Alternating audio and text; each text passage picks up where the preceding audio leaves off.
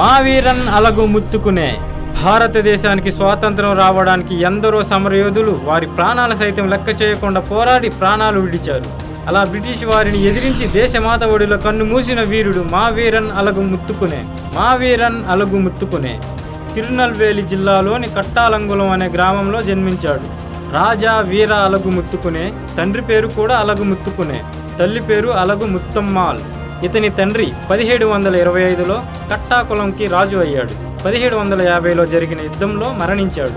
అందువల్ల మావీరన్ తన 22వ ఏటనే రాజు అయ్యాడు. 1750లో బ్రిటిష్ వారు కట్టాలంకులం, ఎట్టాయపురం మరియు పలాయంలో పన్నులు చెల్లించమని హెచ్చరించారు.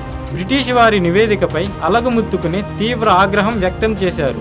ఎట్టాయపురం ప్యాలెస్లో జైగవీరరామ ఎట్టప్పర్ మరియు చిన్న అలగు ముత్తుకునే నేతృత్వంలో సంప్రదింపుల కమిటీ జరిగింది.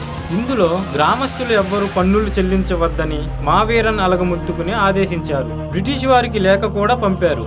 మన దేశంలో వ్యాపారం చేయడానికి వచ్చిన తెల్లవాడికి ఎందుకు పన్నులు చెల్లించాలి అని అన్నారు. పన్నులు వసూలు చేసే ఉద్దేశంతో వస్తే కట్టాలంకులం గడ్డపై బ్రిటిష్ వారి తలలు దొర్లుతాయని బెదిరించారు. దిగ్భ్రాంతికి గురైన బ్రిటిష్ ప్రభుత్వం 1751లో కట్టాలంకులంకు ఆంగ్లేయ దళాన్ని పంపింది. కట్టాలంకులంకు వచ్చిన బ్రిటిష్ సైన్యాన్ని అలగు ముత్తుకునే సైనికులు నరికివేశారు. చిన్న అలగు ముత్తుకునే సహాయంతో అలగు ముత్తుకునే బ్రిటిష్ వారికి వ్యతిరేకంగా అనేక పోరాటాలు చేశాడు. 1755లో ట్రావెల్కోర్ సేనతో కలిసి అలగు ముత్తుకునే దళం కల్నల్ ఎరాన్ కెరాన్ సైన్యంతో పోరాడి విజయం సాధించింది.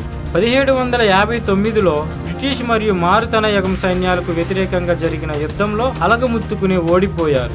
మారుతనయగం యుక్తితో ఓడిపోయిన అలగు ముత్తుకునే ఫిరంగుల ముందు నిలబడి చిరునవ్వులతో వేల ముక్కలుగా ముక్కలైపోయాడు. మావీరన్ అలగు ముత్తుకునే తన జీవిత చరిత్ర ప్రధాన గ్రంథాలతో చోటు దక్కించుకున్నప్పటికీ నేటికి తన ప్రాంత యువతకు స్ఫూర్తినిస్తూనే ఉన్నాడు.